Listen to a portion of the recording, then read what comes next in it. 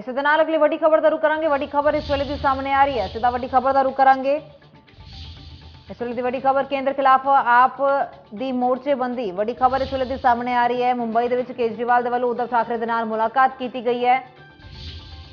ਮੁੱਖ ਮੰਤਰੀ ਭਗਵੰਤ ਮਾਨ ਵੀ ਉਹਨਾਂ ਦੇ ਨਾਲ ਮੌਜੂਦ ਰਹੇ ਨੇ। ਵੱਡੀ ਖਬਰ ਸਾਹਮਣੇ ਆ ਰਹੀ ਹੈ। ਦੱਸ ਦਈਏ ਕਿ ਕੇਂਦਰ ਦੇ ਆਰਡੀਨੈਂਸ ਖਿਲਾਫ ਹਮਾਇਤ ਦੀ ਮੰਗ ਕੀਤੀ ਗਈ ਹੈ। ਮੁੱਖ ਮੰਤਰੀ ਭਗਵੰਤ ਮਾਨ ਵੀ ਅਰਵਿੰਦ ਕੇਜਰੀਵਾਲ ਦੇ ਨਾਲ ਮੌਜੂਦ ਰਹੇ ਨੇ ਤੇ ਜਿਹੜਾ ਠਾਕਰੇ ਦੇ ਨਾਲ ਮੁਲਾਕਾਤ ਕੀਤੀ ਗਈ ਹੈ। ਵੱਡੀ ਖਬਰ ਇਸ ਵੇਲੇ ਦੀ ਸਾਹਮਣੇ ਆ ਰਹੀ ਹੈ। ਦੱਸ ਦਈਏ ਕਿ ਕੇਂਦਰ ਖਿਲਾਫ ਜਿਹੜਾ ਆਮ ਆਦਮੀ ਪਾਰਟੀ ਦੀ ਮੋਰਚਾਬੰਦੀ ਜਾਰੀ ਹੈ। ਮੁੰਬਈ ਦੇ ਵਿੱਚ ਅਰਵਿੰਦ ਕੇਜਰੀਵਾਲ ਦੇ ਵੱਲੋਂ ਉद्धਵ ਠਾਕਰੇ ਦੇ ਨਾਲ ਮੁਲਾਕਾਤ ਕੀਤੀ ਗਈ ਹੈ। ਮੁੱਖ ਮੰਤਰੀ ਭਗਵੰਤ ਮਾਨ ਵੀ ਉਹਨਾਂ ਦੇ ਨਾਲ ਮੌਜੂਦ ਰਹੇ ਨੇ ਤੇ ਕੇਂਦਰ ਸਰਕਾਰ ਦੇ ਵੱਲੋਂ ਜਿਹੜਾ ਆਰਡੀਨੈਂਸ ਲਿਆਂਦਾ ਗਿਆ ਉਸ ਦੇ ਖਿਲਾਫ उसका विरोध जो विरोधी पार्टियों के वालों किया जा रहा है तो एकजुटता बनाई जा रही है। मुख्य मंत्री भगवंत मान भी अरविंद केजरीवाल के नाल मौजूद रहे ने। मुंबई के केजरीवाल के वालों उद्धव ठाकरे के नाल मुलाकात की गई है। इस वे की वड्डी खबर सामने आ रही है। मुख्य मंत्री भगवंत मान भी उन्होंने नाल मौजूद रहे ने। केंद्र खिलाफ आप दी मोर्चाबंदी जी है जारी है तो राघव चड्ढा भी इस बैठक के मौजूद सी। उद्धव ठाकरे के नाल मुलाकात की गई। दिल्ली के मुख्य मंत्री अरविंद केजरीवाल के वालों मुलाकात की गई। मुंबई के केजरीवाल ने उद्धव ठाकरे के नाल मुलाकात की है। मुख्य मंत्री भगवंत मान भी इस बैठक के शामिल सी। केंद्र के ऑर्डीनेंस खिलाफ जी है इसका विरोध किया जा रहा है। सांसद राघव चड्ढा ते संजय सिंह भी इस बैठक के मौजूद थे। उद्धव ठाकरे के नाल आम आदमी पार्टी ने मुलाकात की है। अरविंद केजरीवाल ने उद्धव ठाकरे के नाल मुंबई के मुलाकात की है। मुख्यमंत्री भगवंत मान भी उन्होंने नाल मौजूद रहे। सांसद राघव चड्ढा ते संजय सिंह भी उन्होंने नाल मौजूद रहे ने ते उद्धव ठाकरे के नाल मुंबई के विच ये मुलाकात की। राघव चड्ढा जी है, संजय सिंह साहब है। आज केजरीवाल साहब ने यहाँ आकर, जब केजरीवाल साहब मुंबई में या महाराष्ट्र में आते हैं तो अब उनकी मातोश्री की एक विजिट हमेशा पक्की रहती है। प्यार हो गया, ये प्यार है, एक नया रिश्ता बन गया है।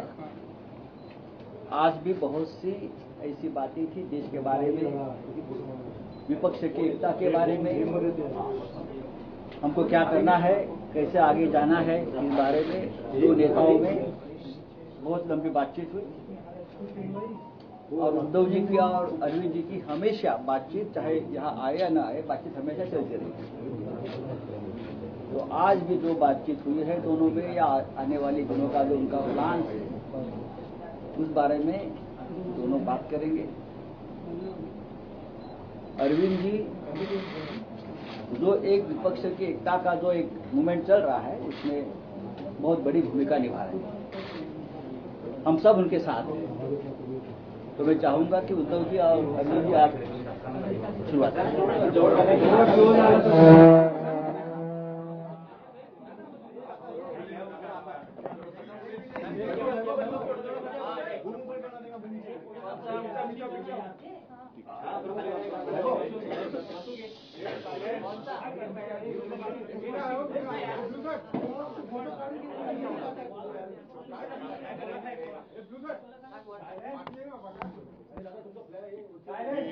पहिले थोडं मराठीमध्ये बोलतो। अरविंदजी, मानसाहेब आणि आपचे सगळे प्रमुख नेता गेल्या काही दिवसात दुसऱ्या वेळेला मातोश्रीत आलेले आहेत। आणि एक गोष्ट नक्की की नातं जपण्यासाठी शिवसेना आणि मातोश्री प्रसिद्ध आहे। काही लोक केवळ राजकारण करतात, पण आम्ही मात्र राजकारणाच्या पलीकडे जाऊन नातं जपत असतो। अरविंद जी, आप आए हो, मैं यही कह रहा था कि पिछले कुछ दिनों में आप लगातार दूसरी बार आए हो।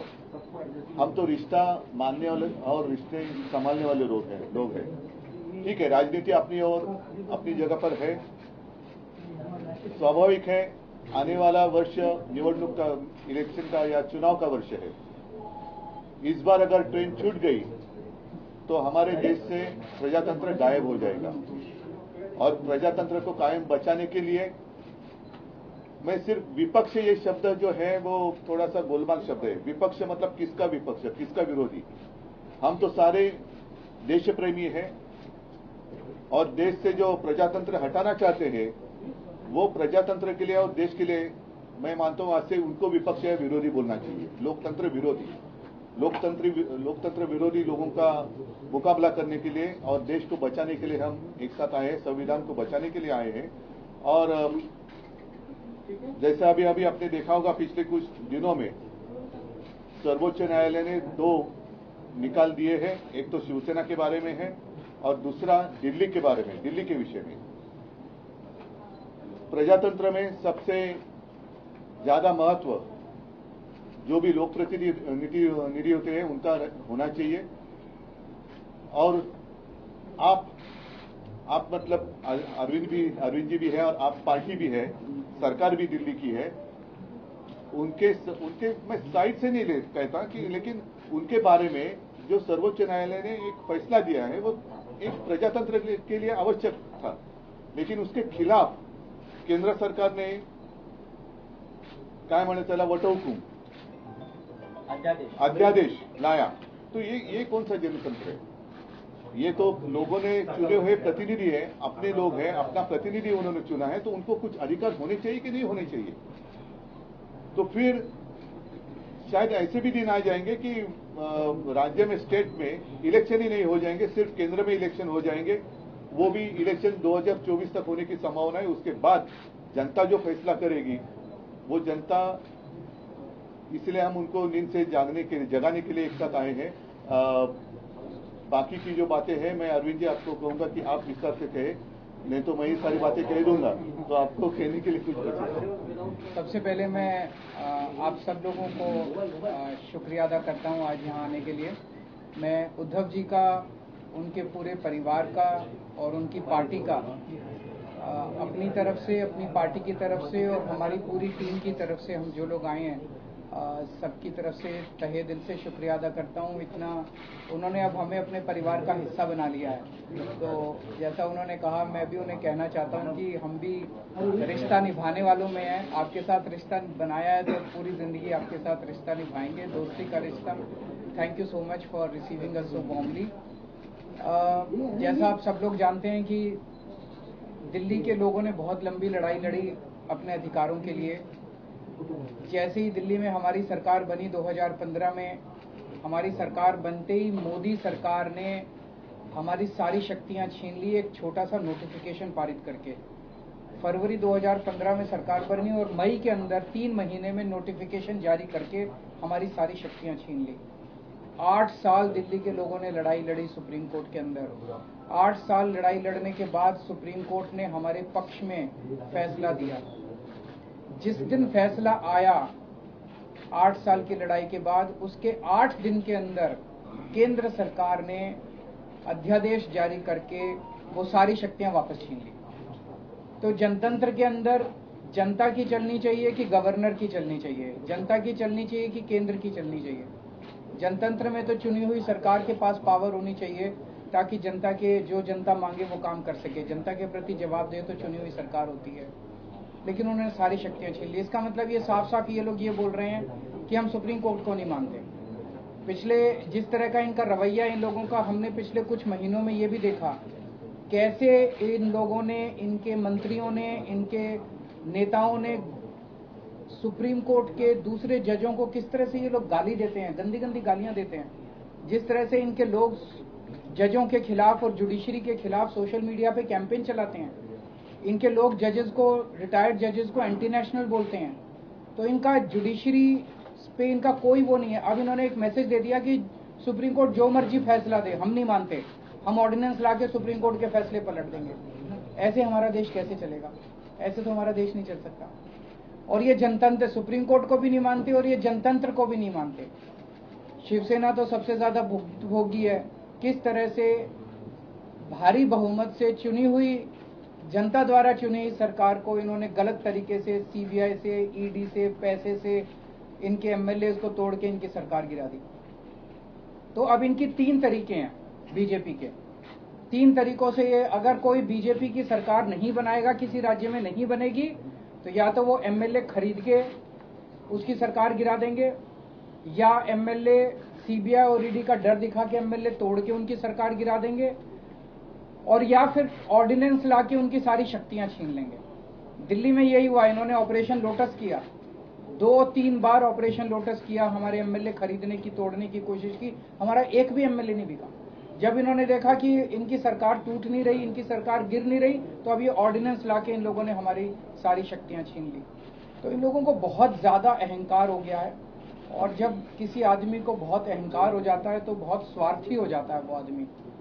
ऐसा व्यक्ति देश नहीं चला सकता जो इतने अहंकार और इतने स्वार्थ के अंदर जीता है। वो फिर देश के बारे में नहीं सोचता, वो केवल ये ऑर्डिनेंस क्या है, ये ऑर्डिनेंस ये है कि सुप्रीम कोर्ट की हिम्मत कैसे हो गई हमारे खिलाफ आदेश देने की, हम देखते हैं। तो ये अहंकार का नतीजा है, अहंकार के अंदर जब आदमी आ जाता है तो फिर कुछ नहीं बचता है। तो मैं बहुत बहुत शुक्रिया अदा करता हूँ शिवसेना का, उद्धव जी का, कि उन्होंने दिल्ली के लोगों का आज साथ दिया। ये लड़ाई दिल्ली की नहीं है, ये लड़ाई पूरे देश के अंदर संविधान की है, जनतंत्र की है, फेडरलिज्म की है। जिस तरह से सारी देश के अंदर सरकारों को परेशान किया जा रहा है, सीबीआई और ईडी का डर दिखा के सरकारें तोड़ी जा रही हैं गवर्नर्स के जरिए। आपको जान के ताज्जुब होगा, पंजाब के अंदर इस बार बजट सेशन नहीं बुलाने दिया गवर्नर ने। गवर्नर ने कहा बजट सेशन नहीं होगा। आप सोच सकते हैं, बजट सेशन की अनुमति नहीं दी गवर्नर ने। इनको सुप्रीम कोर्ट जाना पड़ा, सुप्रीम कोर्ट से आदेश लेके आए कि बजट सेशन होगा, तब बजट सेशन हुआ। तो ये तो जनतंत्र ही नहीं बचेगा। फिर चुनाव क्यों कराते हो? फिर तो एक प्रधानमंत्री और 31 गवर्नर बैठ के अपना देश चला लें। फिर कोई मुख्यमंत्री की जरूरत नहीं, कोई कैबिनेट की जरूरत नहीं, कोई काउंसिल ऑफ मिनिस्टर्स की जरूरत नहीं।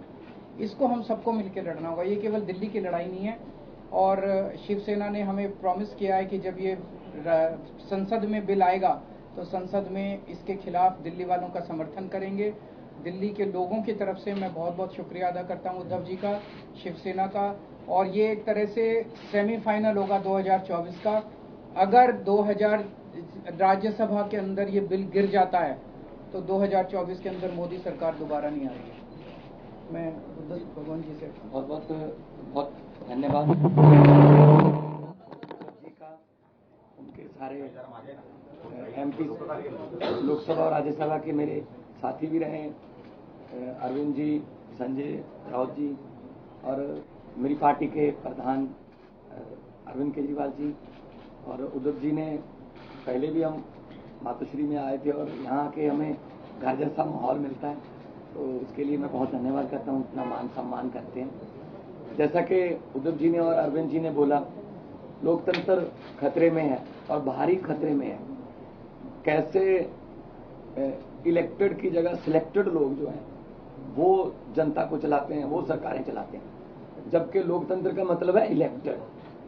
ये गवर्नर है सिलेक्टेड। तो एलजी कौन बनाता है? एलजी की कभी एलजी ने कोई जनता से कोई गवर्नर ने किसी जनता से कोई मैंडेट लिया? नहीं लिया। अपनी मर्जी का गवर्नर लगा दिया, तंग करो चुनी हुई सरकार को। अगर सरकार इनकी नहीं बनी, हमें भी बजट सेशन के लिए सुप्रीम कोर्ट आना पड़ा। हमारे तो गवर्नर साहब इस बात से भी मुकर गए थे बजट सेशन में कि मैं माई गवर्नमेंट नहीं कहूंगा। तो हमने कहा जी माई गवर्नमेंट क्यों नहीं कहोगे आप? आपकी गवर्नमेंट, आपके सम्मान किया आपने, तो भाषण जो लिखा है वो तो पढ़ना पड़ेगा आपको, वो तो संविधान में है। इसके लिए भी हमें सुप्रीम कोर्ट से ऑर्डर लेना पड़ा कि आपको माई गवर्नमेंट कहना पड़ेगा, वरना दिस गवर्नमेंट कहने वाले थे। दिस गवर्नमेंट मतलब जो राजभवन है पूरे देश में वो बीजेपी के हेड ऑफिस बन गए हैं, जो गवर्नर है वो स्टार कैंपेनर बन गए हैं बीजेपी के। ये लोकतंत्र नहीं है। गुलदस्ते में एक ही तरह के फूल नहीं हो सकते। भारत एक गुलदस्ता है, हर फूल का अपना अपना रंग है, हर फूल की अपनी खुशबू है। तो एक माला की तरह भारत है, हर माला का मन का जो है वो अलग अलग रंग का है। लेकिन ये चाहते हैं हमारा ही हो सब कुछ, हमारा ही हो सब कुछ, हम ही राज करें। जैसा कि अरविंद जी ने बताया, अगर जीत के नहीं आते, इलेक्शन से नहीं आते, तो बाई इलेक्शन से आ जाते हैं। अगर बाई इलेक्शन से ना आए तो खरीद लेते हैं। तो देश के लिए लोकतंत्र जो है, जैसा कि अदूर जी ने कहा कि विपक्ष नहीं है हम तो देश को प्यार करने वाले लोग हैं। असल में असली जो विरोधी हैं देश के, वो हैं जो देश को चला रहे हैं, जो लोकतंत्र की हत्या कर रहे हैं, जो हर रोज धज्जियां उड़ा रहे हैं लोकतंत्र की। तो दिल्ली की, उसके बाद आपको सुन के ताजुब होगा, 2015 में शक्तियां छीन ली, तब 67 सीट आई थी 70 में से। शक्तियां ना होने के बावजूद भी अरविंद जी ने काम किए अपने दृढ़ इरादों से, क्योंकि उड़ान जो है वो हौसलों से होती है, वो पंखों से नहीं होती। तो शक्तियां छीनने के बाद भी काम किए। 2020 में दोबारा शक्ति दी लोगों ने, 63 सीट्स। अब इनको यही दिक्कत है कि हम लोग अब एमसीडी भी हार गए। अब इनको ये लगता है कि हम धीरे धीरे देश में हारना शुरू कर चुके हैं। तो अभी देश को बचाना है, अगर सभी को इकट्ठे होना पड़ेगा। हाँ, कुछ विचारित मतभेद होंगे कई पार्टियों के देश में, लेकिन देश बचाने के लिए हमें इकट्ठा होना पड़ेगा। अगर देश ही ना बचा तो फिर पार्टियां क्या करेंगी? पार्टियों का प्रधान बन के, मुख्यमंत्री बन के क्या करोगे जब देश ही ना रहा? 24 में अगर ये आ गए, ये संविधान बदल देंगे। और ये जिस तरीके से चल रहे हैं प्रधानमंत्री जी, बिल्कुल आने वाले दिनों में नरेंद्र पुत्र बनने वाले हैं ये। हाँ, ये इलेक्शन ही कराएंगे, ये कहेंगे 35 साल की मैं ही हूँ, बस 40 साल की ये मैं ही हूँ। तो ये उन राहों पर चल रहे हैं। तो ये बहुत खतरनाक है। देश का लोकतंत्र जो है, देश के शहीदों ने अपना खून का कतरा कतरा, हमारे पुरखों ने कतरा कतरा खून का बहा के ये देश हमको लेके दिया था। ये किसी के बाप की जागीर नहीं है कि ये देश के मालिक बन के बैठ गए। इनकी कोई कुर्बानी, देश को आजाद करवाने में इनका कोई योगदान नहीं है, लेकिन जो आजादी के परवाने थे उन्होंने देश लेके दिया। और देश को ये किन हाथों में बेच रहे हैं, कैसे हर रोज बैंक बिक रहे हैं, रेल बेच दी, तेल बेच दिया, एयरपोर्ट बेच दिए, सब कुछ बेच दिया। कैसे जो जुडिशरी को तंग किया जा रहा है। तो हम उद्धव जी के पास इसलिए आए हैं कि क्योंकि ये भी पीड़ित हैं, उस जो कुल्हाड़ी लेके बैठे हैं ये दिल्ली में, वो सब पे चलती है। तो इसके लिए हम सबको इकट्ठा होकर देश को बचाने वाली पीढ़ियां हमसे सवाल पूछेंगी, जब लोकतंत्र खत्म हो रहा था तो आप क्या कर रहे थे? कम से कम हम जवाब देने के लायक रहेंगे कि हम कोशिश कर रहे थे, हम इनके बाद इनके विरुद्ध इकट्ठे हो रहे थे। हम लोगों को 140 करोड़ लोगों को ये बात मीडिया के जरिए अपनी अपनी भाषा में समझा रहे थे। तो लोकतंत्र को बचाने के लिए आज हम आए हैं। और मुझे खुशी है कि उद्धव जी ने बहुत ही साथ दिया, और पहले भी बहुत से मुद्दों पर हम लोकसभा में इकट्ठे लड़ते रहे हैं, शिवसेना के जितने भी MP साहबान होते थे। तो मैं इनका बहुत आभार भी व्यक्त करता हूं कि हमें मान सम्मान दिया, और इनको पंजाब आने का न्योता भी देता हूं। आइए दरबार साहब, आइए माथा टेकिए, वहाँ पे बहुत शांति सुकून वाली जगह। और हम लोग मिलके सब देश को, क्योंकि लंबे सफर को मीलों में मत बांटिए, कौम को कबीलों में मत बांटिए। एक बहता दरिया है मेरा भारत देश, इसको नदियों और झीलों में मत बांटिए। आने वाले चुनाव में